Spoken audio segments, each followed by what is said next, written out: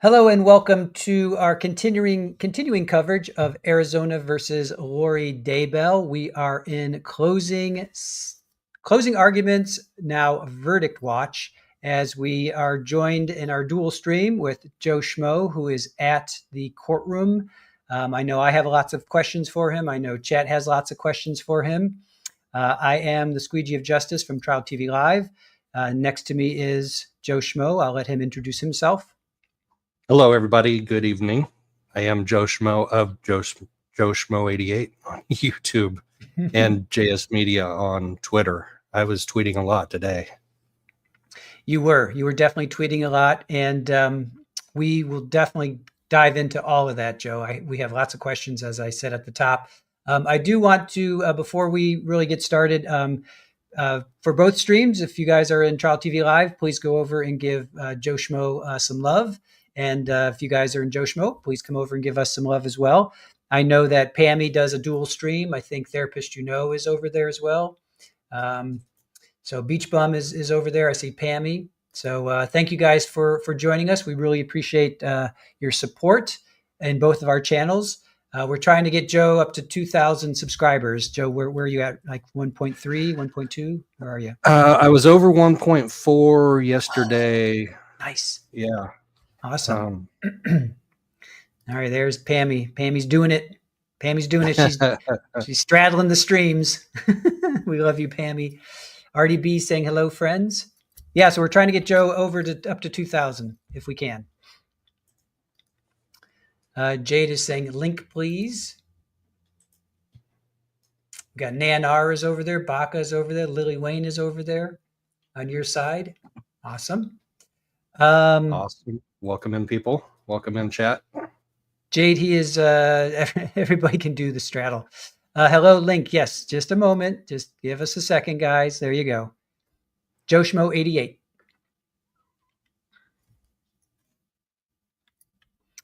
So definitely go give Joe some love, subscribe, give him some thumbs up, some views. Joe, you dropped a premiere over the weekend that I have to watch still. I did not see it. Do you want to let us tease that a little bit and let us know what that's about? Which one was that? The woman, I forget her name right now. Janelle Murphy? Yes, thank you. Janelle. Okay, yep. Yeah. Janelle Murphy was on the outside of the inner circle of Chad and Lori and Melanie Gibbs. She was actually friends with Melanie Gibbs. She went to some preparing people conferences, and she was some of the other adjacent conferences, and she just ended up she was actually married to someone who spoke at several of the conferences, and he was an inner member of that circle. She shares a story on there about when she and Melanie Gibb went to pick up Chad from the airport in Arizona. So she has some inside details. It's 30 minutes. It's only 30 minutes long, but it's a packed 30 minutes. So you're welcome to check it out. We will definitely check that out. Yeah, thank you for telling us again. I knew it was this weekend, and life just happened, so I definitely want to check that out. I can relate. Yeah, I can definitely relate. So, all right, let's get into it. Chats, everybody's got their seat. We've got lots of people jumping on your stream as well, so I'm happy and excited about that. And let's get to it. So, day 9, which was essentially jury instructions, closing arguments, and then we went to a verdict watch. So you want to start us from the beginning, what happened on your drive in? Who did you see, talk to? Tell us all the background, all the back stuff. So the drive was fine. It was early. It's the earliest I've ever showed up. Trace and I both had a feeling that this was going to be a busy day and have, a lot of high interest from the public, and we were not wrong. Yeah.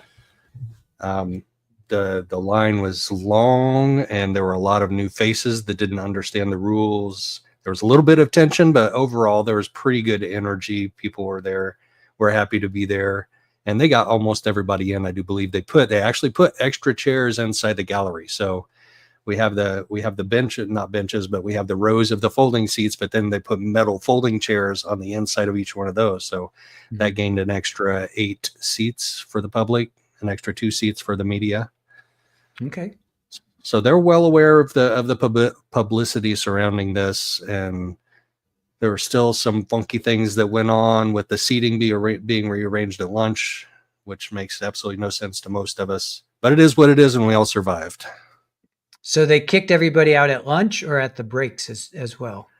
Well, there is no break because we don't start till 10:30, 11 o'clock. So we just go straight to lunch. And after that hour to an hour and a half, then yeah, they kick everybody out and you have to scramble for a seat. And it was a mad scramble. So the Lori did something at the end right before the break where she wanted to file a motion. So she would have that on the record for appeal.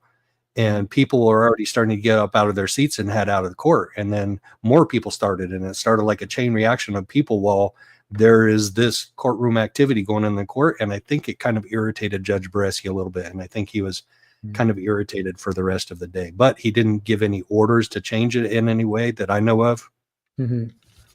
He did seem, yeah, he seemed a little short, but he's kind of, well, he's been short with her. And we heard a lot of sighing from him today. I'm pretty sure it was him.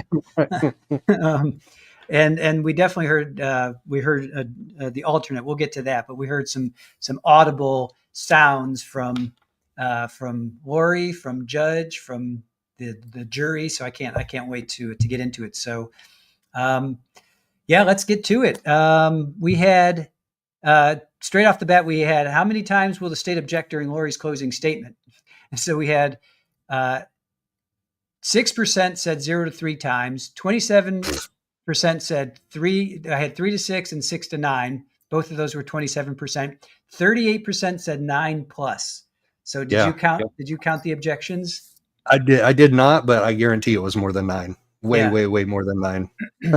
I had 8 and some people had 9. So it was right around. It felt like 20, but it was, well, I think because Trina K, there was like 3 or 4 that were like objection, stricken, oh yeah, right. Stricken from the record. Yeah. So. Right. Yeah. Okay. I didn't count them. I'll trust your count. It felt like way more than 9. It did. Yeah. Cause Lori was just testifying up a storm there at one point. All right, we'll let you take it over. Walk us through the beginning of the day. Okay, so the first thing the judge does is he said we made some changes to the jury instructions over the weekend or after Thursday or after Friday, whenever there were changes made. Does anybody have an issue with that? No. So they proceed to call in. Oh no, he goes over. She asked him a question about jury procedure and alternates, and I could have sworn that he said the alternates will stay with the jury, which to me meant that they're going to deliberate with the jury. But spoiler alert, at the end, they're not. They don't go and deliberate with the regular jurors. Right. They go home and they may get called in to deliberate. If one of the other jurors gets ill or something happens that makes it impossible. Anyway, then she gets into her motion about the Detective Inclin interview video in the Family Advocacy Center. Mm-hmm. She feels like Detective Inclin said on the stand, "This is the full interview," and the full interview was entered into evidence. Either it was entered into evidence or Detective Inclin wasn't being honest. And the judge was like, well, then you should have crossed her on that, or one or two of, somebody should have crossed her on that on the stand. It's a little too late. The bell's been rung. Mm-hmm. Too late for you to raise an issue out of this. So he kind of turns her down on that request. But she starts conferring with her attorneys when we go over this next part. And it ends up, she puts together a motion of some kind that's just for appellate purposes. Right. Tylee's parts were redacted. Right. So it seemed like it was just. She said it was her interview. It wasn't Tylee's interview. It was her interview. And she's saying that the state was supposed to enter her full interview. And at some point, I thought I heard Trina say, Trina was really hard to hear, like almost all day long.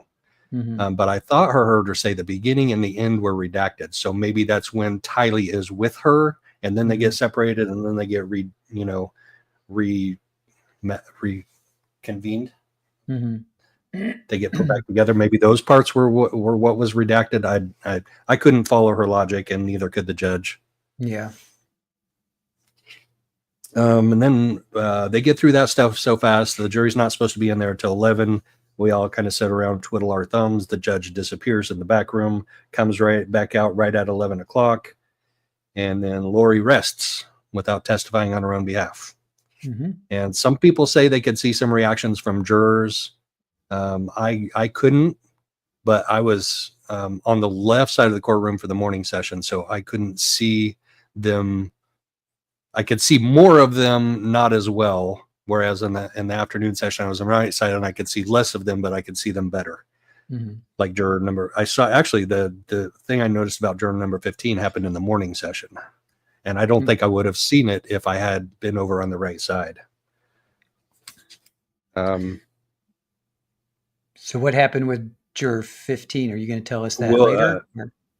We're going to get into it right now. Okay. I'll handle it chronologically because it's in my notes. Gotcha. Yeah, you teased it here. You teased it in our chat. So I'll be patient. It's at the top. It's at the top of page 2. Okay, I'll be patient. So Lori rests. Then the judge starts reading the jury instructions, like word for word, page after page. A couple of things that I found were noteworthy. If you watch a lot of trials, and I know you have, and your chat has, it's a lot of the same standard stuff. I mean, there are a couple of things that are slightly different here and there, but for the most part, we understand most of these legal terms and jury instructions. One of the things that's different in Arizona is he says the jurors shall not concern themselves with the possible punishment of a guilty verdict, because the punishment is left up to the judge. So the jury is not going to vote on what kind of punishment that Lori will get if they find her guilty. I actually kind of like that, because then that's not a consideration in guilt versus innocent, proof beyond a reasonable doubt type of stuff. You're just focusing on that and the evidence. Forget about the punishment. Right. Yeah. And this is in my notes at the bottom of page 1 before we get to the top of page 2. All of the jurors are studiously reading along with the judge in their notes, and it's a thick sheet of notes, juror instructions, except juror number 15 is looking up during the third-party defense and the use of deadly physical force. So he stops following along. He sits up and he looks, and he kind of looks around a little bit. Wait, which one was that again? 13, you said? 15. Oh, that was 15. Okay, sorry. Yeah, this is our number 15. This is our juror number 15, our favorite guy. Yep, gotcha. So I didn't see anybody else looking up from their notes except for him. And then when he gets to the accomplice, the definition of an accomplice for jury instructions, juror number 15 looks up, he looks around, and his eyes fix on Lori. And the only way that I could tell was because I was seated right behind Lori and diagonally to the left. And I could follow exactly where his gaze was. And he stood there looking intently at Lori. It didn't look to me like she was looking back at him in any way. Like she may not even been aware of it, but he sat there like this for a good 5 seconds, maybe 10, probably not 10. You know how you're always off on your time a little bit. It was probably like 5 seconds. And then he looked back down at his notes and he started following on the notes again. That was, it was very odd though, because he most definitely locked his gaze on Lori for a noticeable amount of time. And what was said again? What prompted this him? This was during when the judge was reading about the definition of accomplice. Okay. And I don't know that necessarily is what triggered him to look at her or not, or if he's just like fascinated with her and decided that was an opportune time to check her out. Gotcha. Before you go on, who was in the court? Like was Kay there? We heard Colby might have been there. Who was there? Kay was there. Colby was there. Brandon Boudreau and his wife or girlfriend were there. Okay. Rex was there, so that's Adam's father was there. There were so they filled up their front row and half of the one behind it with family members on the state side. Okay. There was nobody from Lori's family there that I know of. Well, I mean, technically Rex is her uncle, but he sat on the other side. Okay, gotcha. And I think Kay's brother and sister were there too. They've been there, I think, every single day, except for maybe one or two. Yeah. And Larry was not there? Larry Woodcock wasn't there? No. Okay. He was on, I think he was on with Nate, East Idaho News, and he said he just has too many obligations. They're in the middle of house renovations and they're almost done, and they've got like grandkids and stuff, I think, to worry about. So Gotcha. he said, yeah, I just couldn't make this trip. Gotcha. Okay. So that's it. Well, the last thing that I have of note from those is that the clerk will be the one that's reading the verdict. The juror or jury foreman won't read it. The judge won't read it. It'll be the clerk of the court that will read it. Okay. Then our lunch madness starts. Oh. So happened? this is when people started getting up out of their seats. Oh, right. Early. And taking up for the door, and there was a good 20 of them that headed out the door. And I was like, I waited until the very second the judge said, okay, we're on recess, and boom, I was out the door. I mean, I didn't run, I didn't sprint, but I moved efficiently and quickly. You hurry scuttled? But I was rewarded for my patience, because when I came out to the seats, so you have the 20 seats that are behind the media that are in the waiting area, and those are for the public. And then the other 20 to 25 people after that have to stand up, or a lot of them sit down on the floor during lunch. So all of those seats were taken, but then I come around to the right side, and Vince, who is the public information officer for the court, was sitting there talking with another media person. So 2 media people were taking up 2 public seats. And I just stood there for a couple of seconds, and he's like, okay, we're done here, and gets up, and I took his seat in a regular seat. So my patience was rewarded, and me knowing Vince was rewarded. Nice. Well done. And gotta then, sorry, Pam, you just saying, got to get in that line quick. You do. It's crazy. It's it happened in Delphi too, and it's totally avoidable. It is 100% avoidable. Yep. What's going on over in my chat? Is everybody behaving in my chat? I think so. Here we can pull up a couple. We'll just take this moment to. We have Min Pin Jen giving you a super sticker, $5. Oh, so that's cool. Wow, Min Pin, thank you. I appreciate that. Same with Beach Bum, $5. I think that's going to your side. Awesome. Thank you for that. Beach Bum. Always appreciate you. Always. And we had, I guess I didn't star. We had five Trial TV Live members. Virginia Little gifted 5 Trial TV Live memberships. So thank you for that. Nice. And Lorianne says, Joe, you looked very snazzy in your video this morning. Oh, thank you. So there you go. Lorianne, Rex is Adam's uncle, so would that make him, whose dad is he then? I know Rex and Adam do a podcast together, which doesn't make them father-son, obviously, but I'm not sure who he is if he's not Adam's dad. Anyway, we'll get it figured out. Not a critical matter right now. Yes. And thank you, Therapist Juno, for the $4.99. Appreciate that. Okay. And if you guys have questions, sorry, Joe, if you guys have questions, do like a QQQ or exclamation point, whatever you guys is easier, so that we'll star them and then we'll get to them throughout the stream. So go ahead, Joe. Okay. So that was a lunch break. I brought my own lunch again so I could stay in my seat. Technically, according to the rules of the security officer, you're not supposed to leave your seat and go get lunch. There's quote unquote no saving seats, but people do it anyway. They go down to the cafe. They have nice little yummy subs, toasted subs at the cafe. I had yogurt with granola, which was fine. Did you ever get your Mexican food? Were you going to do that? I have not. I have not. Yeah. I am going to go. I am going down. The Atlanta Braves are in town this weekend playing the Diamondbacks, so I am going to an Atlanta Braves game, and I will probably get some Mexican then. Oh, that's cool. That's good. Yeah, that'll be fun. How close is the stadium to where you're staying to where the courthouse is? It's a 35 minute drive. The stadium is just down the street, like 4 blocks from the courthouse. Oh, wow. Okay, so it's pretty much in town in the city. Yes. Yep. Yeah. Yep. Okay. Downtown. Yeah. Chase Field, I think it's called. All right. So now we get to closing arguments. Yes. And I could have sworn that Trina K said that she was going to take about an hour. And she kept on going and going and going after an hour. I'm like, she must have either changed her mind or, yeah, that's fine. We've seen a lot longer closings and fairly recently too. Yeah. Right? Yeah.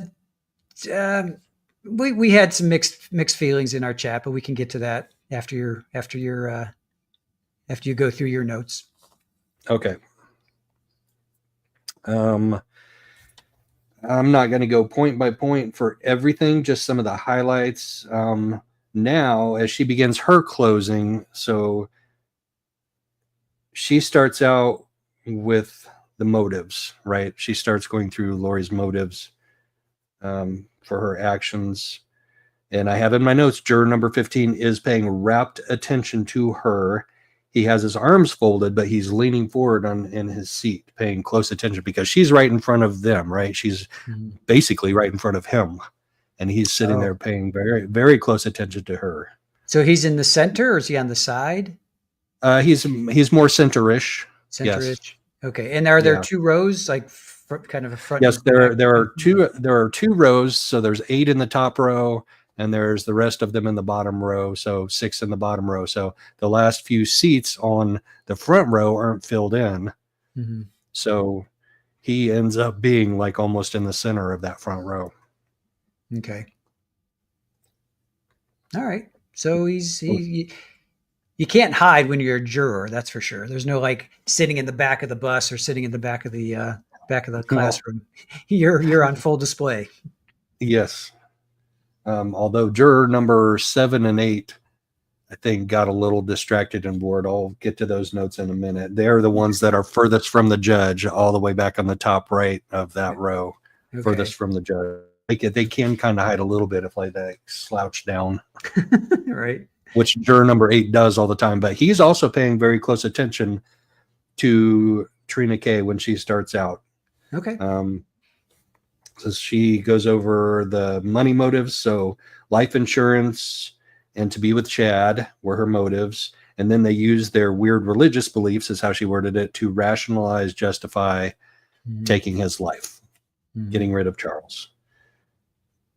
And then she plays the text message from Adam where he says they're planning some kind of she texts her sister. She says they're planning some kind of intervention, or she texts Alex. Alex or somewhere she texts. She says they're planning some kind of intervention, except whoever wrote up the slide said they're planking some kind of intervention. And Trina didn't catch that. She said she read it out loud and she read it planking also. Yeah. Yeah, that came up. I thought I heard that. Then I looked at the closed captioning and it came up as planking as well. Yeah. Very strange. That was a typo on the PowerPoint slide. Yeah. Overall, I liked what Trina did, meaning she would tell the jury and then she'd play a clip from the testimony, right? You've seen enough trials now. Have you ever seen that before? I really can't remember seeing that before. No. I've never seen it before. I asked Chat, and only one person, Nan R, said that she had seen it before. Everybody else was like, no, that's a new one on them. So did you what was your feeling and thought about that? Did you think it was effective? Do you think it slowed the process down? Like, what do you think? No, I thought it was pretty effective because they just did little short clips. They didn't play like a full 30-second or minute long clip. They just do like 5-10 seconds at a time. And if they had the audio settings right, I think it would have been more effective. But sometimes those things came over the loudspeaker and they were jarring.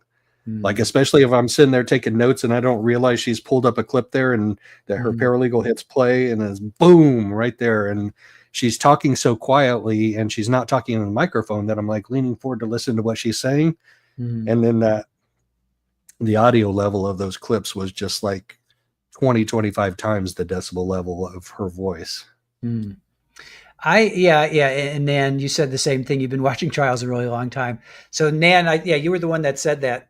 I think everybody else was like, they had not seen that before. I liked it actually. I had never seen it before, and I thought it was effective in the sense that she said, this is what, Lori said, or she would kind of tease it, and then she would play that clip, and it would really reinforce the whole point of like, Lori's lying, Lori's manipulative. She's, this isn't self-defense. She did this there was three, closing will be in three parts: timelines and motive. Here's the motive, and then she'd play like Adam, here's the jury instructions, then justifications for defense, and she, the motives were, she didn't want Charles to be her husband. She wanted Chad to be her husband. And here's what they did together. And then she'd play a clip.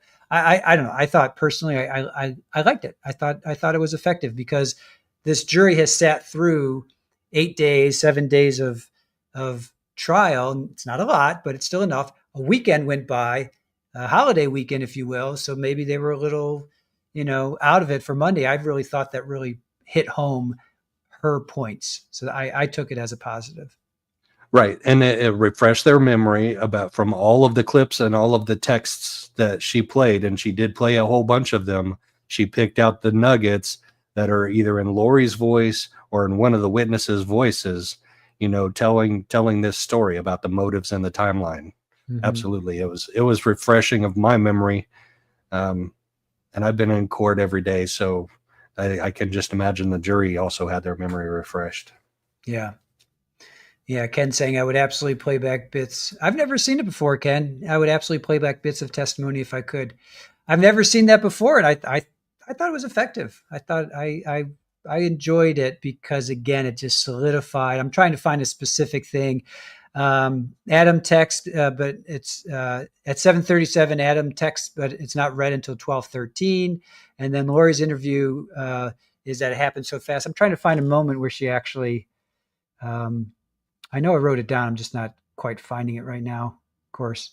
Anyway, but she would say something and then she would play it to solidify that testimony. What jumped out at me was Adam's testimony, where he's like, he talked about just her, going off the LDS ranch and just not adhering to, she basically just took off and did something completely different. It was against, and then, it was against LDS teachings. And then they would play Christina's testimony, solidifying that, that she heard, right. What I'm saying? I can't quite find my exact notes, but it was along those lines where she would say something and then she played testimony to reinforce that. Right. Yes. Yeah. And it was the same things over and over again, but it's an old, a well-known teaching method is tell them and then show them. Yep. Yeah. Here I found one specific. Plays Adam's testimony about outside LDS religion.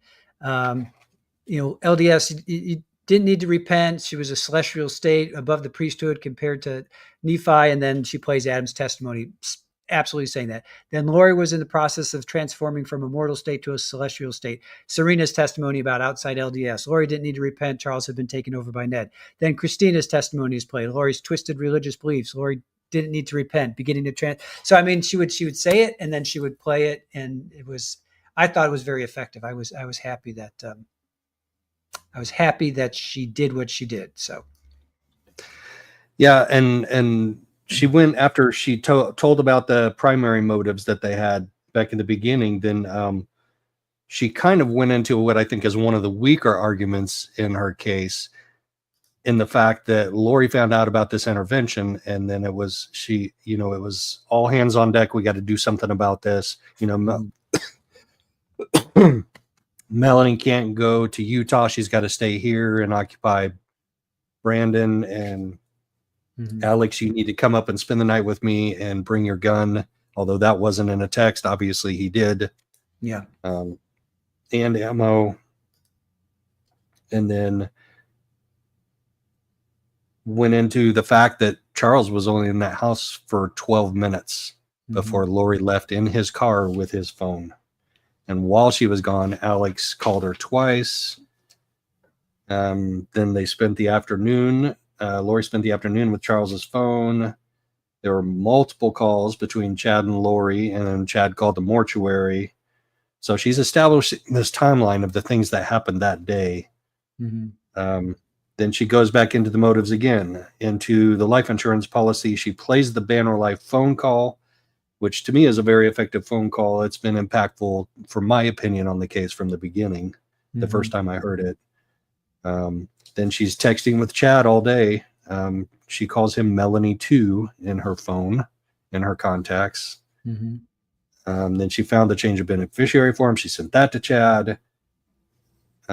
And then she goes back in time and she starts out how Chad and Lori's relationship started.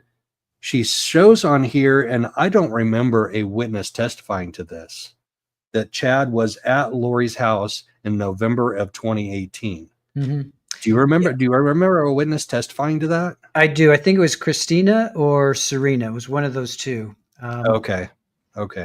Yeah. She states it as fact, and Lori doesn't object, so it's there now. And then they had, then she disappeared for a while. She was flying to Idaho and Hawaii with Chad, and then she started up her KK Walker email and started inviting Chad to Austin, which is where she had moved back in with Charles. And then here we have the Mormon thing. Don't have to repent. I'm becoming a translated being. I have powers above the priesthood. And this is one I don't remember either. It says she did not need to eat. That one, I don't recall somebody saying that. I don't even remember that she said that in the, I don't have that in my notes. I must have just totally missed that part altogether. But it was Serena that did say that Chad stayed at Lori's house. I just looked it up. Yeah. So. Okay. Yeah, and that's when that Janelle Murphy interview that I have, she talks about going to the airport with Melanie Gibb to pick him up and take him to her house, and I'm pretty sure that's that time, November of 2018. Then she plays the Adams testimony, and Adam testifies to the Mormon thing, getting outside of Mormon doctrine, standard Mormon doctrine, and tells the Nephi story. And juror 15 is once again leaning forward, paying attention to the presentation. So he's into it. How did that presentation come across? Like they would very briefly show it. The camera person would show it for 5 seconds here, 5 seconds there. Was it like, were people interested in it, or was it like, yeah. Okay. It was good. It was, I mean, the text part of it, like that is just her writing words on a screen, is very standard PowerPoint-ish. I mean, any one of us could do it. It didn't need to be snazzy though. I mean, it's legally correct. But yeah, when it came to the audio visual stuff, that was fairly effective, except for the audio being too loud, like way too loud at times. Gotcha. Okay. But yeah, and juror 15 thought it was interesting too. He's leaning forward. Serena talks about Charles being possessed by Ned, and Trina tries to get her to say, did she call him a zombie? And Serena didn't remember that, but Trina goes ahead and uses that word anyway, zombie, even though Serena said, I don't remember her saying that specifically. Right. Then she plays a little video clip or two of Christina Atwood, who also testified to that Lori said that Charles was possessed. She didn't need repentance. She was in the process of being a translated being, and she had lived prior lives. Okay. Then she starts getting into the legal aspects of this and going into the terminology that is within the jury instructions. She starts with circumstantial evidence and explains that you don't need direct evidence to find someone guilty. She goes over the burden of proof, which means you need to be firmly convinced you don't have to have absolute certainty. So that's proof beyond a reasonable doubt. She gets into conspiracy and first-degree murder.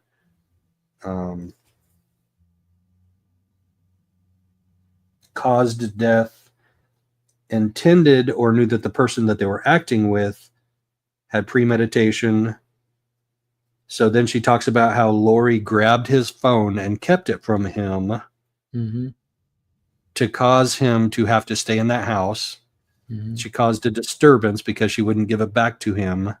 He couldn't go back out and leave with JJ because she had his phone and wouldn't give it back. And then 12 minutes after he got there, she disappeared after Charles was shot, and then she reappeared about an hour later. So again, she's establishing the timeline because they called each other while he's gone that this is probably a staged scene. I don't think she's using those words yet. But it's getting a little bit dry at this point because she's just narrating something that the jury has already heard, and her voice is getting a little bit quiet. And I have a note in here: our juror number 7's eyes closed. No.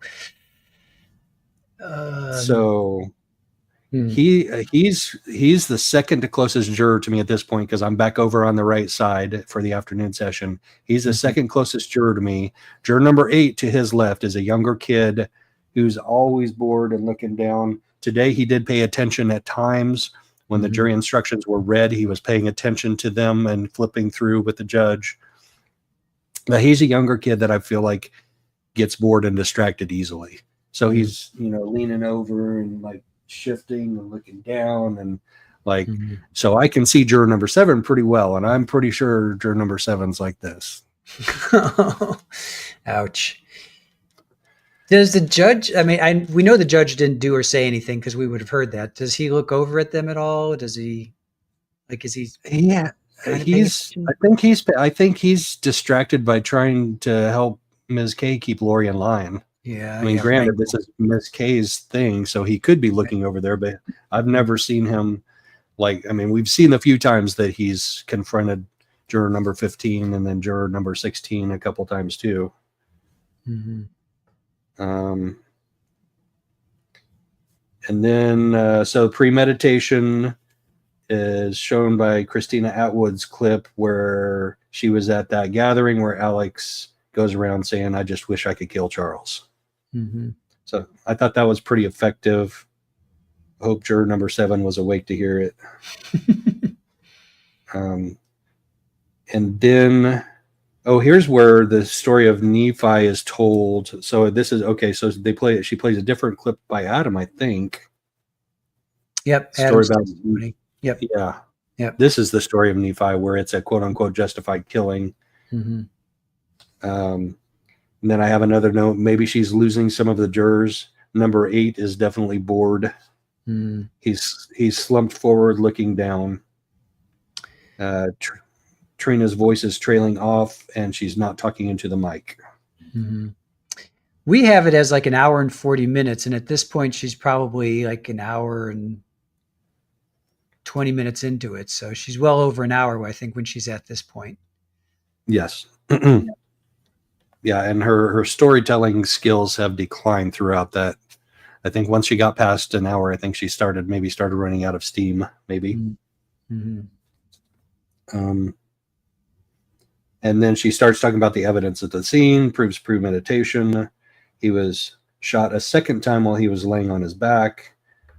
And then she says he was murdered, he was executed, or the second shot shows that he was murdered and executed. And once again, her voice is really faint and quiet at this point, whereas I think if you had a stronger voice and she had murdered and executed, that would be more powerful than just kind of whispering it. Yeah, really punch those out. Yeah, grab the jury for sure. Then we get into conspiracy.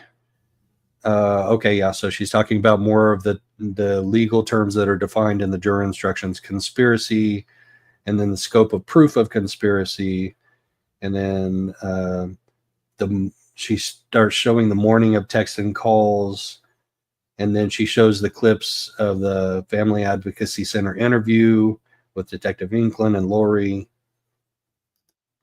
And she said a powerful word here. I don't know how powerfully she said it, but one of the things in a conspiracy, she said she provoked Charles and ensured that he was to be there. So saying that that's the conspiracy is for her and Alex to get together, so Charles has to be there so Alex can shoot him. Right. Now she gets into staging the scene. When police arrived, Charles was dead and no CPR had been given at that point. The bat was by Charles's right hand. There was only a small 1-inch cut on the back of Alex's head. And there was basically no blood on the scene except for directly underneath Charles. And there was no bloody clothes or towels in the house from cleanup. We thought because Trina said he showed up, meaning Alex showed up with a bag full of underwear. She said first and foremost, then she said a bag full of clothes. And people thought maybe Northwest said you needed a bag to dispose of bloody clothes. So I hadn't thought about that before. I just assumed that bag was full of clothes, and I think it was. Yeah, right? Wasn't there a garbage bag full of his clothes? Yes, in that room, and I just think he didn't have a suitcase. I think she said, "Come spend the night with me," and he threw a bunch of clothes in, and maybe his washer and dryer didn't work, so he was going to do laundry at the house. I don't know, but I'm not sure that bloody clothes necessarily, but who knows? Who knows? Yeah. Well, they didn't find any bloody clothes. We know that, but he did have 47 minutes to do whatever it is he did. So yeah, there was a big open field behind the house where I'm pretty sure police didn't check, where things could have been like thrown over the fence. Yeah. I thought there was some. Are you still going to continue with the recap for state, or were you done? Well, they showed Kay a brief clip of Kay saying that he batted and pitched left-handed, and there was blood on his left hand. And then Lori, in her interview at the Family Advocacy Center, was using her right hand to demonstrate how Charles would have been swinging the bat. She's doing forward and she's doing backwards. And then Ms. K, Trina K, does the same thing, except she does it with her left hand. And I thought that was an effective demonstration. Plus showing that Lori's not real bright. She talks about the body position and the bullet wound, stippling. The first shot there was stippling, so it was a closer shot. The second one there wasn't. So the bat doesn't match the story. There's no dings or anything, or biological material on the bat that's worth anything. And then something about the flip-flops. I don't remember what she said about flip-flops. Oh, she and Tylee were wearing flip-flops when they came back to the scene an hour later. And I'm not sure why Trina's making that point, because we know that Lori stopped for flip-flops at Walgreens. So I'm not sure what point. I've still got a few more notes for Trina. Okay. Yeah. Go ahead. Talking about credibility of witnesses. And this is an important legal point, I think. From my standpoint, you must consider what testimony to accept and what to reject. You may accept all of the testimony from a witness, part of it, or none of it from a particular witness. And then she starts talking about Lori's credibility. She told Detective Inkland that they were separated. She lied to Social Security Administration investigator. She lied to the Banner Life Insurance Company. And she disappeared for 70-some days and abandoned JJ. And then she said, look at her timeline and demeanor, and they show her high neighbor clip from the body-worn cam.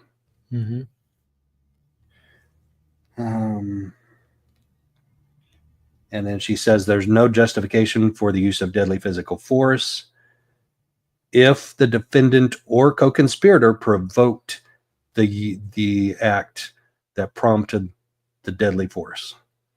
So in other words, if they provoked, and I wonder what level of provocation is not justification for the use of deadly physical force. Mm-hmm. If I were a juror, I would be asking that question of the judge. That'd be like one of my first questions. Mm-hmm. Then she just briefly talks about her other defenses because the judge says, I need to give my court reporter a break. So are you about done? Mm-hmm. And she's like, almost there, judge, almost there. Yep. Defense of a third person. She explains why that's not a valid defense. Crime prevention. She explains why that's not a valid defense. And then mere presence. Wow, that's not a valid defense. And I have in my notes, 7 and 8 are bored. 7 still looks like he's sleeping. Oh, geez. Ouch. Yeah. Then we go to break. Then we go to break. All right. One thing I thought right at the end, and I thought you kind of touched upon it with Trina Kay was with the bat. She said if Charles's arm was back, the bullet. Let's see. How did she do this? So she's saying, okay, so the bat was found, like if he's laying down, the bat was found like over here. So they're saying that Lori's saying that Charles went like this. And then Trina's saying if the bat was truly like this, there would have been a bullet through his arm because he was shot right in the middle. I think that was kind of a stretch, but it also kind of made sense because if you're coming at somebody like this, chances are if you are shot right in the middle of the heart, right in the middle of the chest, the bullet would probably hit something is going to hit your arm, right? So I thought that was good. Vicky Carpenter saying hello. If he was swinging forward, the bat would have been okay. So if he's swinging forward, then he gets shot again. He'd probably be shot through the arm, but then the bat would be thrown over there in front of him. So by Lori saying the bat was back behind him just doesn't make sense. So I thought those are two good points. Oh, you're muted. Hold on, you're muted. Wait. Yeah, it's definitely a plausible theory and makes sense logically, but yeah, I mean, it doesn't take me beyond proof, beyond a reasonable doubt, but a lot of other stuff does. Right. All right. Let me just pull up a couple questions. I think we asked this or we answered this already, but we're Cole and Zach there today. I don't know Cole and Zach on site. I don't know them on site. We talked about Colby and Kay. Yep. And Rex were there, but no Cole or Zach. And Brandon Boudreau. And Brandon, right. Just Shamrock, what's the watchers think of the very short deliberations today? Disappointed.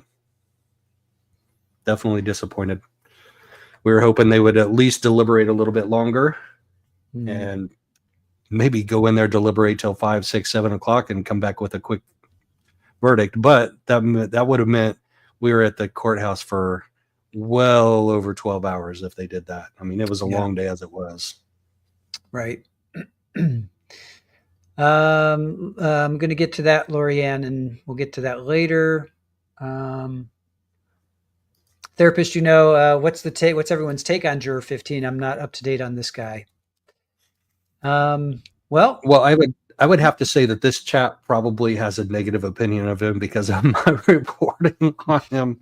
There are definitely other watchers that are not impressed with him and have expressed similar opinions. Mm-hmm. Care Bear, sorry. Go ahead. I was just going to say, Care Bear, we'll get to that question. Those are two questions that are more for the end. Just Shamrock, that's another question. Tanika, why did Trina say garbage bag of underwear? I heard that too. I have that in my notes. The very first thing she said, and he showed up with a garbage bag of underwear. I don't know that that's true, and I don't know that was evidence presented in court during the trial. I definitely don't remember it. It was not. No, it was just that he showed up with a bag of clothes. All right. Yes, Nanar. Lori left Walgreens wearing flip-flops, but walked in wearing light-colored slides. I saw it on Nate and was shown in court today. I don't get the relevance, though. Because she told somebody that she was crossing one of the police officers, I believe, that wasn't the pavement hot that day, and I had to leave my shoes there. So I think she kind of got in trouble for testifying to that. But she tried to claim that she and Tylee both left without any shoes on, and that's why they had to go to Walgreens. Right. So if she had blood on her slides, she would need to get rid of those and find a replacement. Right. And Queen Ruth Ann, I think Trina was just pointing out that Lori lies everything because she had flip-flops on when she left the house. That could be, we definitely saw them. I wish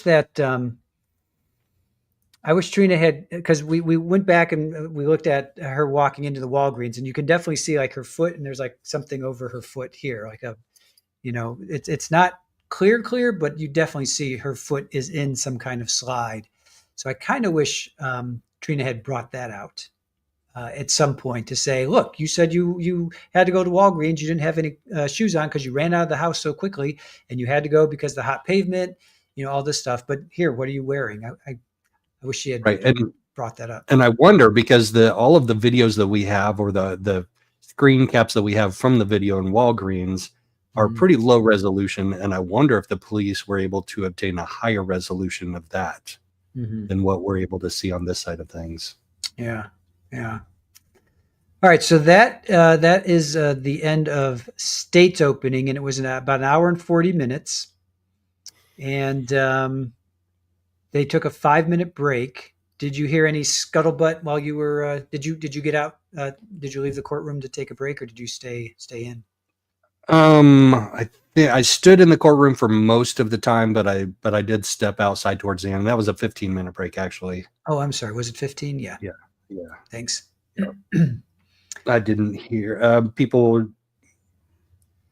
I don't remember hearing anything noteworthy during the break. Okay. We're just excited that we don't have to get reseated and reordered during breaks. Right. Nope. During that break. Right. All right. If you guys have any questions for Joe, just go ahead and do like a QQQ or something to alert us, and we'll start, and we'll get back to them. All right. So nothing. Juror 15 didn't do anything in between during that break, like in the past. He said something as they were leaving the jury box during one of the breaks, and I think it was this one. He did say something and laughed. So as they're filing out, he said something and laughed to one of the other jurors. I assume and hope it had nothing to do with the trial or the closing arguments, because that's a big no-no. Yeah. But I did notice him say something and laugh to one of the other older male jurors. Yeah. Hopefully he wasn't like, geez, I fell asleep during that, or I'm glad that's over with, or something that was negative, but hopefully he didn't. Hopefully he did not. So. Right. All right, then we get to defense. We get to defense closing, right? Is that next up? Yep, that's what I've got. Judge comes in at 2:44. The jury comes in at 2:45, and Lori begins promptly at 2:46. She approaches the podium and looks at the jury, but she looks more at her notes than she does the jury, because she has some points to make. Did she appear confident to you? Do you think did she appear confident compared to her? Yeah. Well, she's one of those that has so many gripes and thinks she's not being treated fairly that the confidence kind of overlaps with that, with her thinking that she's not being treated fairly. I mean, there was one exchange she had with the judge where there was an objection from Trina, and the judge said, "No, you can't enter that in." And she said, "Well, why not?" So yeah, her confidence, or her griping and complaining, can look a little bit like confidence at times. Right. But she did have a lot of definite points that she wanted to go through, and she did a fairly good job of doing them chronologically. And she had a more powerful voice. She spoke more emotionally than Trina did. And I'm not saying that's going to sway a jury. I'm just noting factually how I observed her presentation. Okay. She had a strong voice. She had definite points that she wanted to make. Right. She starts by saying 100% of the burden of proof is on the state.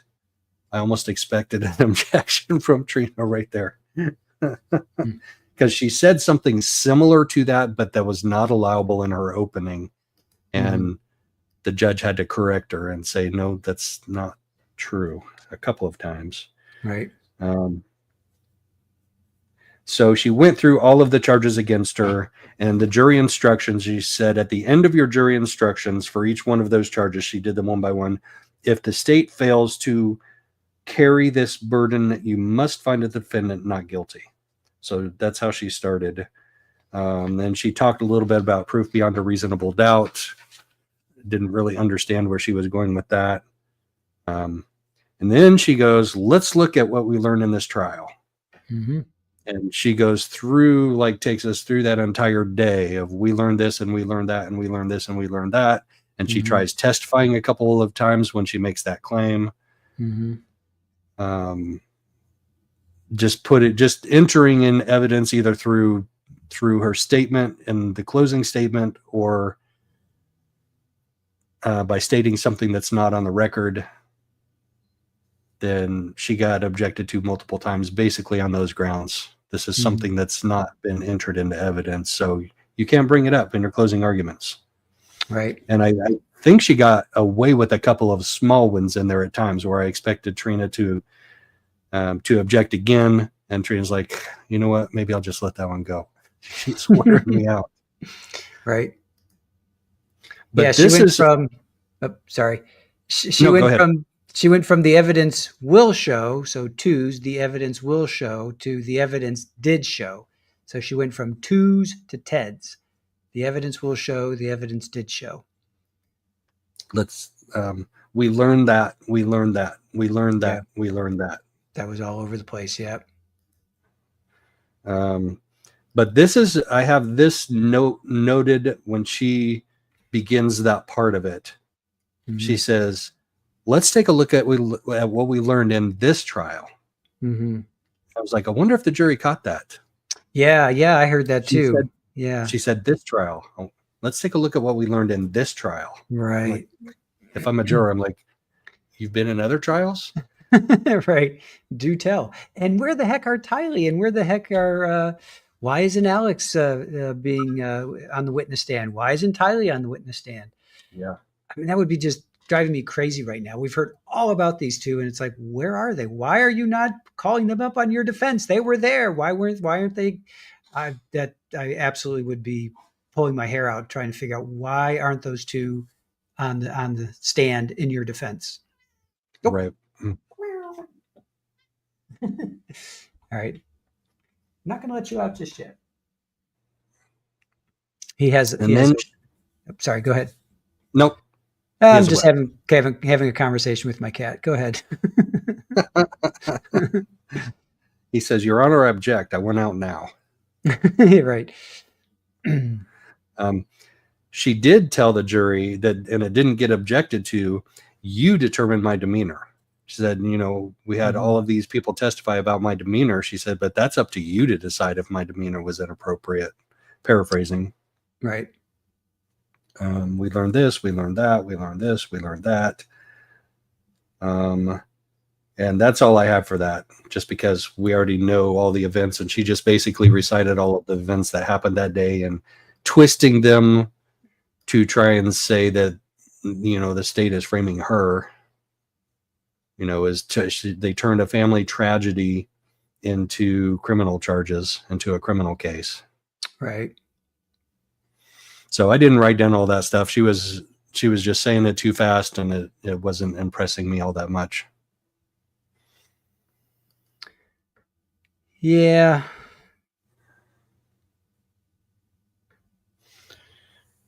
Do you have anything in there to add to that before we get to the rebuttal? Well, this wasn't planned. It was shocking. They had law enforcement didn't swab Alex, Tylee, or her hands for gun residue. They didn't do luminol for the bat. They didn't test for DNA. They didn't search any of the cars on the scene. The gun was tested 5 years later. I thought those are some fair points, because we've talked about that this whole trial, that law enforcement did kind of drop the ball. Why you have the victim's car was taken by two people that were there, meaning Lori and Tylee, why didn't you search that car? Yeah.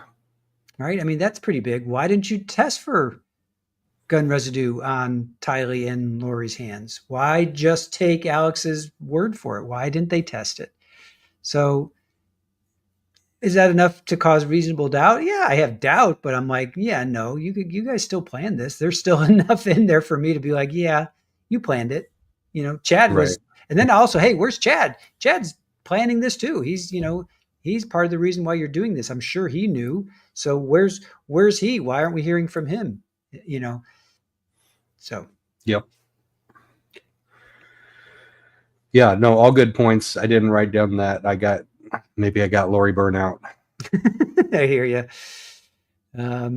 Yeah, we said 146 votes. How long will Lori's closing take? We had 43% said 15 to 30 minutes. She did almost exactly the same opening as she did closing, with 16 minutes by my count. Yep. So 43% said 15 to 30. 35 to 40 minutes, 33%, 45 to 60 minutes were 12%, 10% thought 0 to 15. So she essentially did like 16 minutes, 15, 16 minutes. So we were all pretty much, yeah, it was crazy. She did like the exact same time. And Trina K, her opening was like 45, 46 minutes, and she talked for like an hour and 40 minutes. And then she did rebuttal, which you're going to get into. Which was only like 8 minutes or something like that. It was a lot shorter, but Trina K definitely talked well longer than she did in the opening. So Absolutely. Yep. yeah. Well, so here's a thing that you may not know about Mormon churches, but they have regular members of the congregation get called to do what they call talks.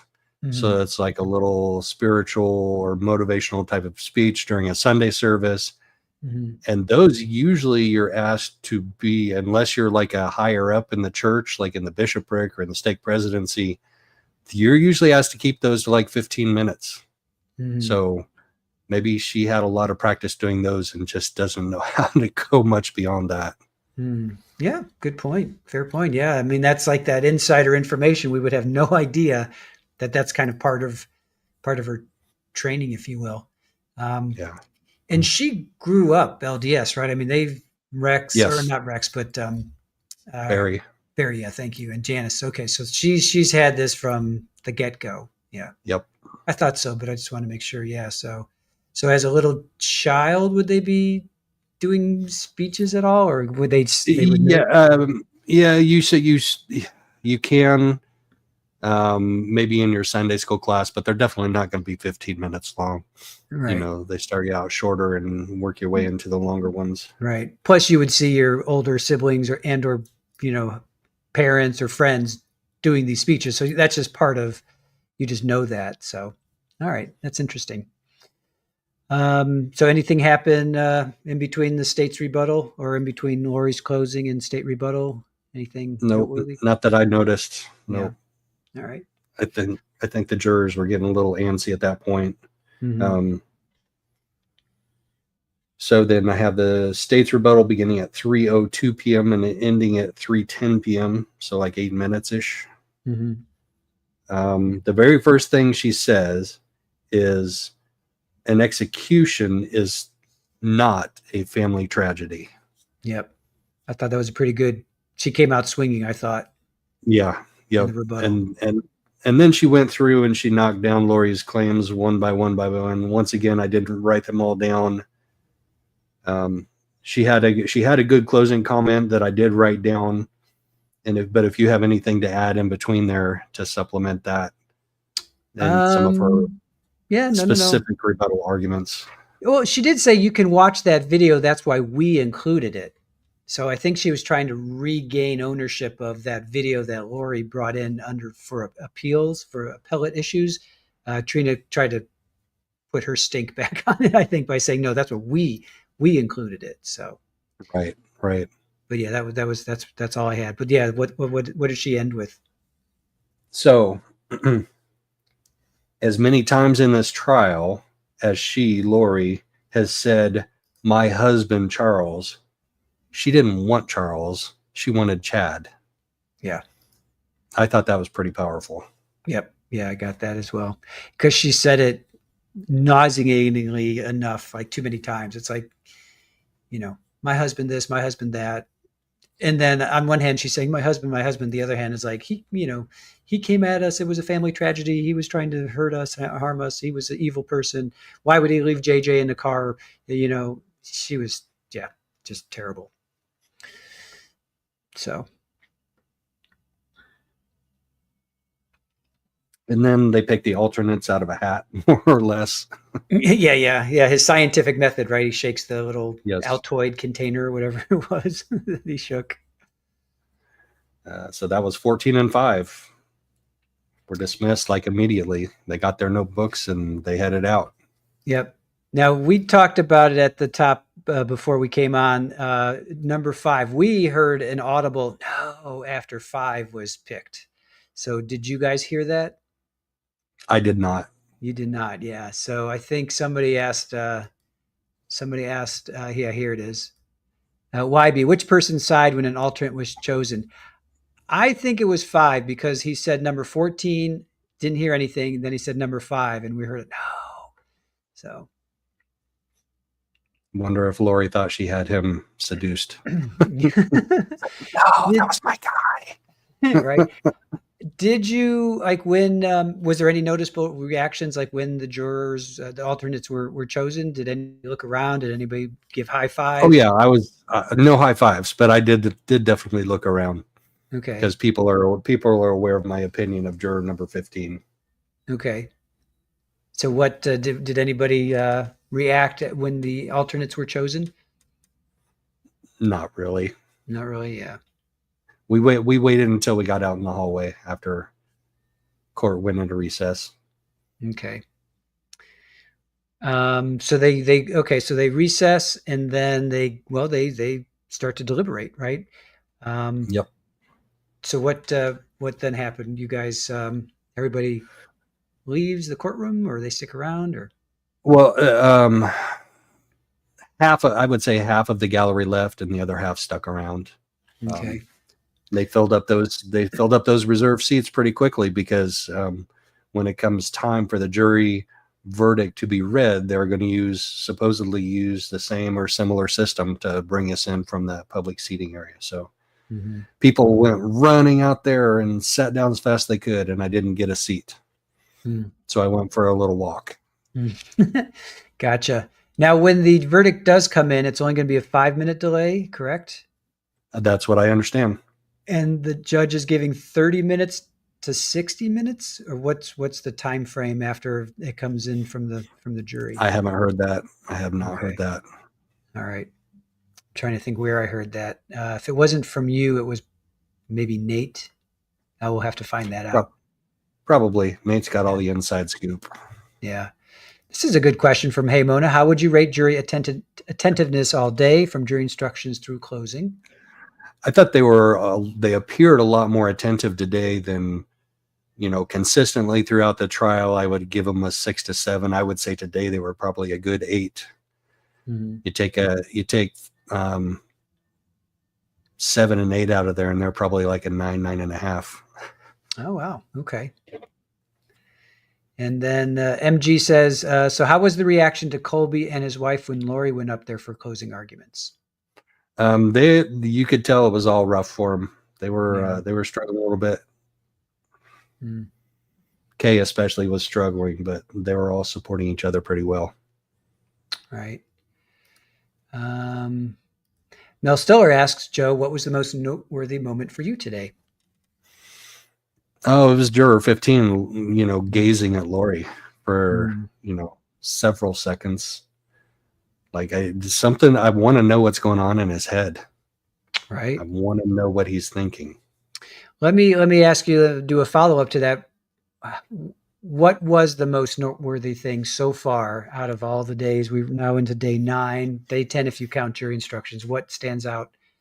Oh gosh, they all run together. Yeah.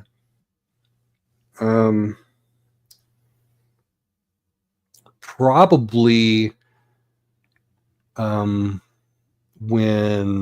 the very last day, when Trina used Detective Duncan to bring in the text messages, because those kind of closed the loop on the premeditation, on the collusion, on the conspiring. I mean, all of those things, the text messages, and she used several of those good ones today in closing as well. So I thought that was the most impactful day from a state's argument standpoint. Okay. Virginia Little asks, does Lori have anyone sitting on her side, being there for her? Nope.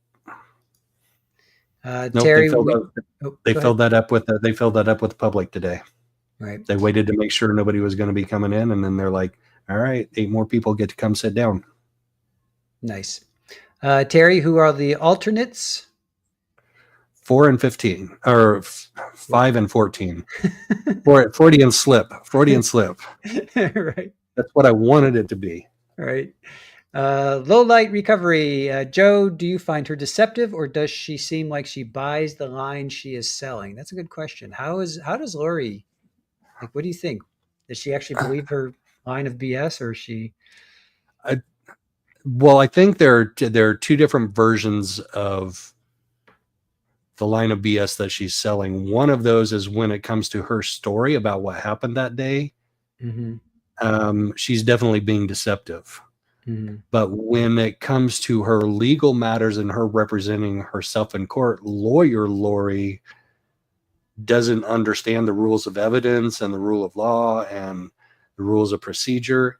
And so when she doesn't understand those, she really believes what she's selling. She believes that she's being treated unfairly, that evidence that she thinks should go in. So yeah, it's 2 different sides of the same coin. So she truly thinks that Charles came at them violently.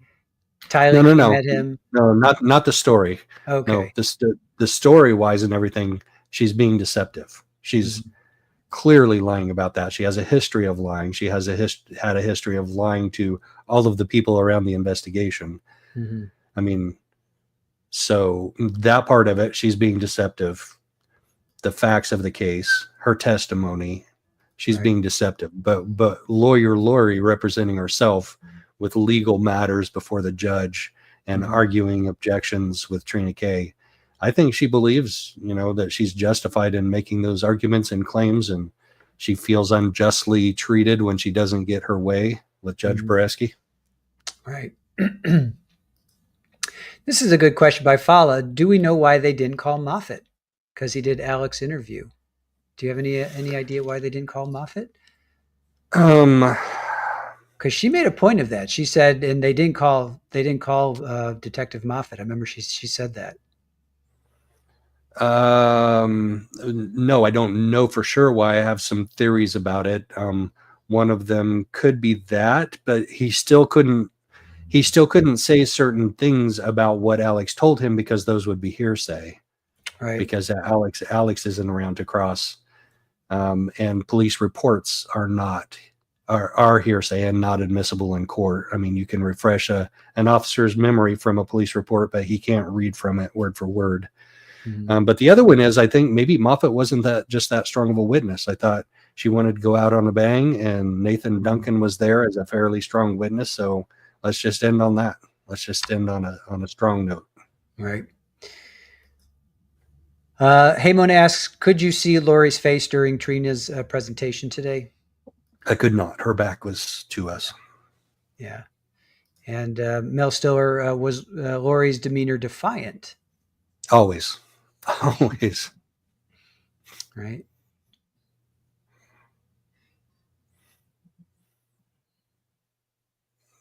Well, speaking of seeing Lori's face, the question before, when I was seated on the left side, there was a direct line between my position and where Lori was seated at her defense table, in between her 2 advisory counsels.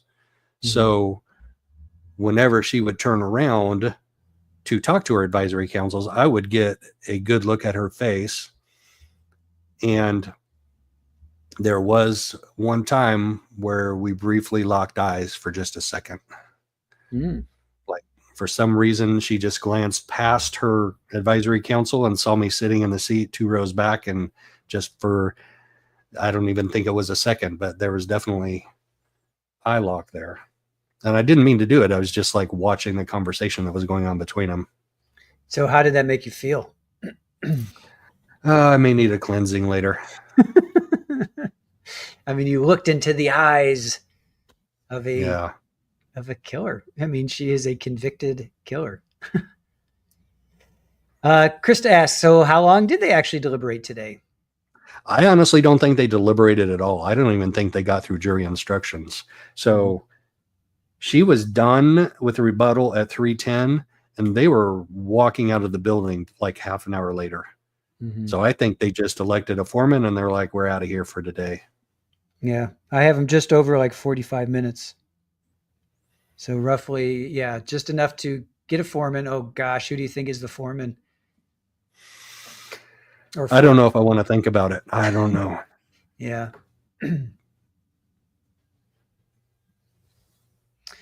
MG, we've talked about this before. Is it possible that if she's found guilty, she could come back and feed the line of, well, I didn't know what I was doing. Well, my attorneys didn't Nope. make me aware. Well, I had no help to fight for. Yeah.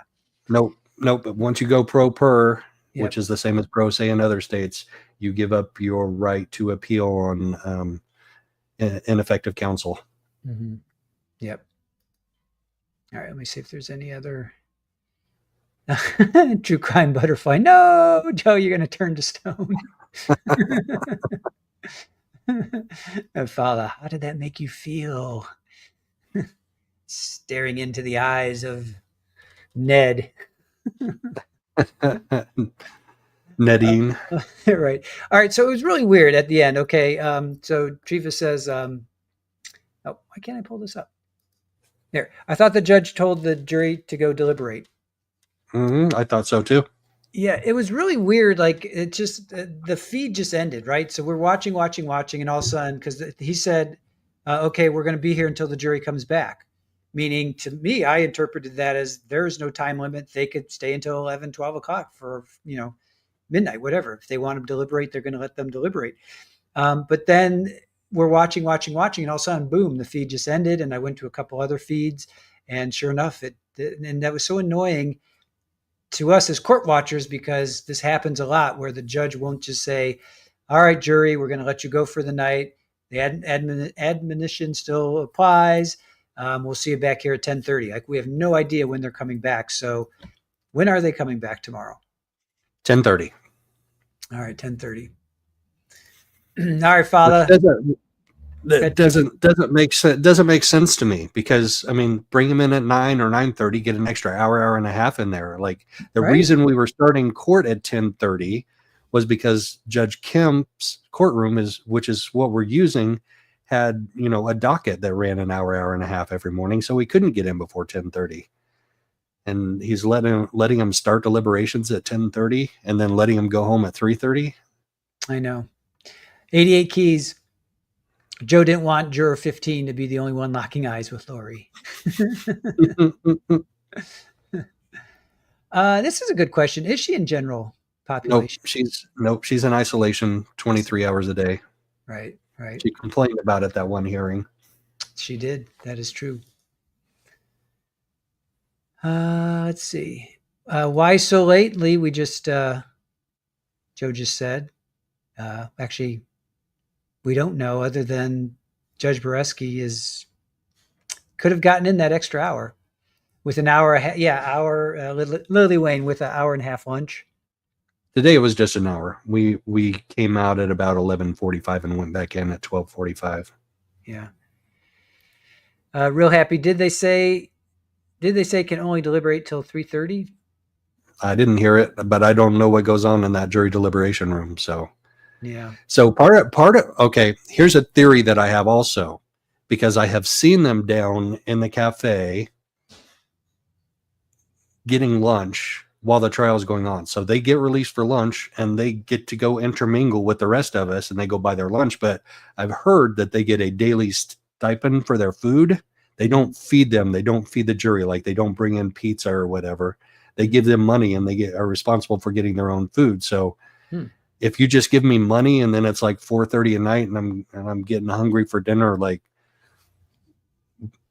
I wonder, in other words, where I'm going with this, I wonder if they were bringing in food for them for dinner. Like if they said, okay, we'll get you guys pizzas for dinner, or we'll order you something from outside the courthouse. I wonder if they would be more tempted to deliberate longer. Yeah. And isn't it up to the jury to decide if they want to deliberate, I guess? Or some judges say, no, Yeah. you're going home. No, Judge Bresky said you guys set your deliberation schedule. Yeah. Beth asks, have you noticed any juror give away their feelings based on their facial expressions? They have been very, very, very stone-faced this entire trial and today during closing. Every once in a while, you can see a little glimpse of something registering in there with them, but for the most part, there have been no demonstrative facial expressions, like overly demonstrative.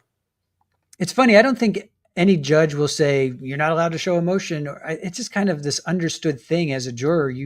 You are stone-faced. Like you're not supposed to be like, or you're not supposed to show emotions. I think people just get that. It's really weird, right? Yeah. Oh, this is a good one, MG. Joe, would you consider having an interview with Lori after verdict and sentencing are over? Absolutely. Yeah. All right. I've been putting, and Joe, maybe add this to your descriptions too, or in your comments. I'm saying any juror that is watching this, meaning right now, if you want to come talk to us, please contact us. So, yeah, I asked Nate about juror access this morning, and he said he thinks in this one what they're going to do is they're going to hold a big press conference with the jurors, and those who want to participate in it can, and those who don't won't have to, but it'll be like a group press conference type of thing. Gotcha. If you can stream that, I would highly suggest doing that if you can. I did that for Sarah Boone, and it was definitely worth it. Yeah, absolutely. I plan on it. And it wasn't the jurors; it was the lawyers came down and talked, and I was there with the rest of the media, and I got some good stuff. Pammy, Nice. Joe, will or do the jury have the option to stay as long as they'd like, or does it always end up at a set time in Arizona? Judge said you guys can set your deliberation schedule. Yeah.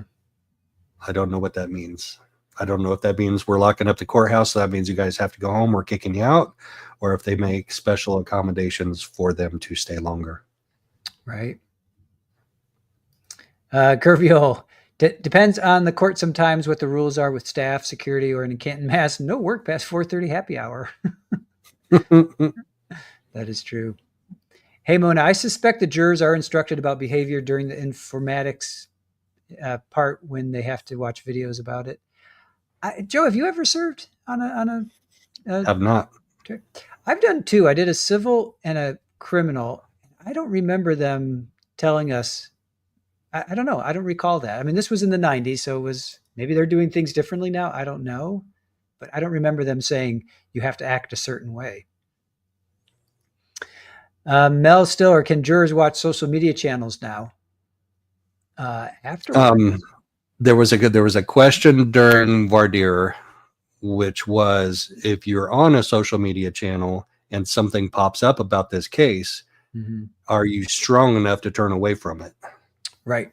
And somebody did, right? Didn't a juror say that that happened? Something popped up and that she didn't, Yep. I think it was a female. She didn't click in. She didn't click and go in. She just swiped left or whatever. Yep. And she didn't make the jury. Yep. Real happy. Hope no jurors are watching. No offense taken.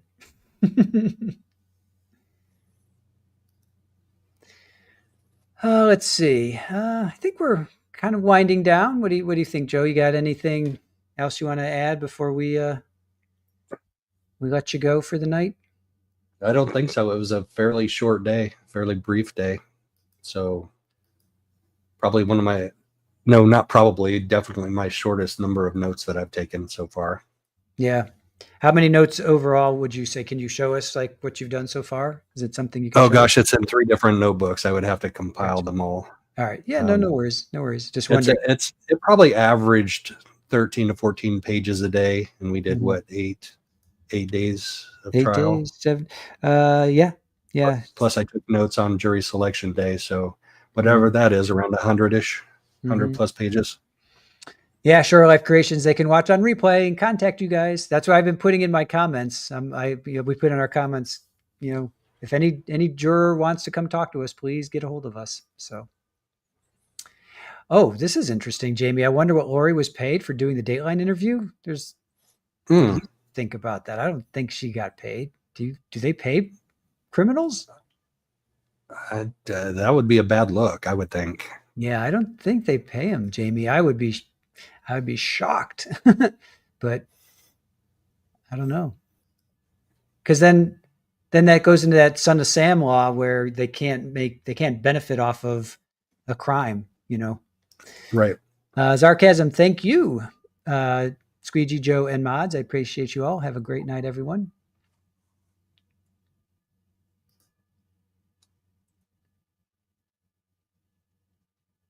Yep. All right, Joe. I think I'll let you have a final say before we end tonight's stream. Okay, hold on one second. I'm going to take care of one thing real quick. Sure. Ooh. Sarcasm. I've Ooh. looked this up before. The son of Sam law. I think it is, but then there's some states that are, and there's some circumstances where they allow it. It's weird.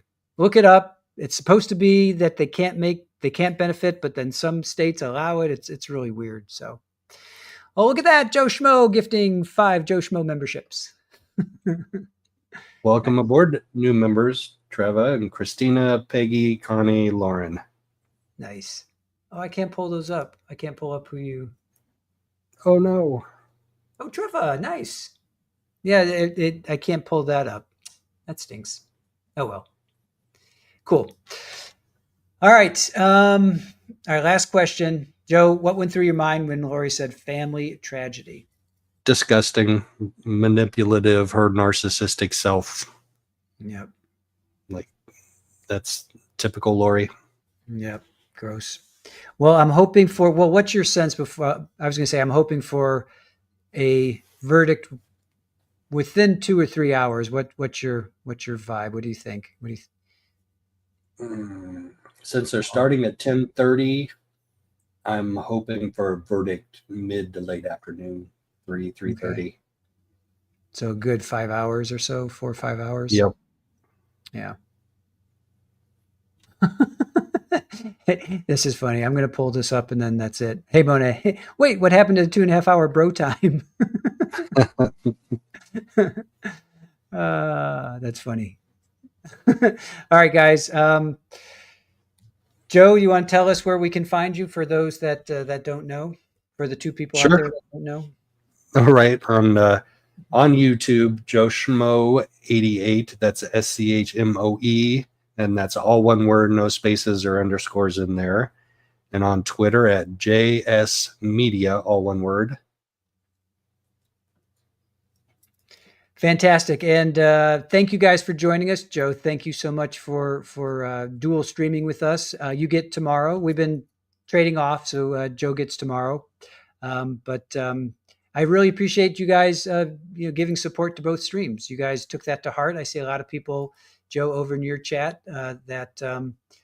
and people coming over to ours as well. So we have a great community here. We're really happy that we're growing together. And Joe, you're one step closer to 2,000, and hopefully we can, you'll get there. Yeah, I just checked. I'm up over 1,500 now. Nice, sweet. You were like 1,000 when you started this trial, right? Wasn't you Yep. just 1,000? Yeah. I'm plus 638 in the last 28 days. That's amazing. Thank you for all your support. Nice. That's. I love to hear that. So, all right. I guess that's it. Joe, you want to say goodnight? Good night, Gracie. Say goodnight, Gracie. All right. We'll see you guys tomorrow. We'll probably, depending on if the jury comes back with a verdict at like 2 or 3, we're going to be streaming this to Dr. Turek, so we probably won't be available till like 6 or 7 at the earliest. So just so you know, Joe. So okay. Even if the jury comes back early. Chat and mods, thank you very much. And thank you for the super stickers too, everybody. I appreciate it. Absolutely, guys. Thank you to our mods as well on both streams. Thank you to Aaron on our stream, and I guess Dizzy helps you with the whole setup. And we know Trace does a ton of good work as well. So with that, guys, thank you for joining us. And I do have an outro. I will play it. I like, Joe, I love your outro with Charlie. That's such a great outro. So our outro is a little bit more funky. Your outro always makes me cry when I see Charlie. Oh, no. I know it's not supposed. Well, a therapist, she's like, when she first saw that, she's like, please tell me that dog is still alive. And I'm like, yeah, no, sorry. Oh. So, but we love Charlie, and thank you again, Joe, and we'll see you tomorrow. All right. See you tomorrow. Bye, guys.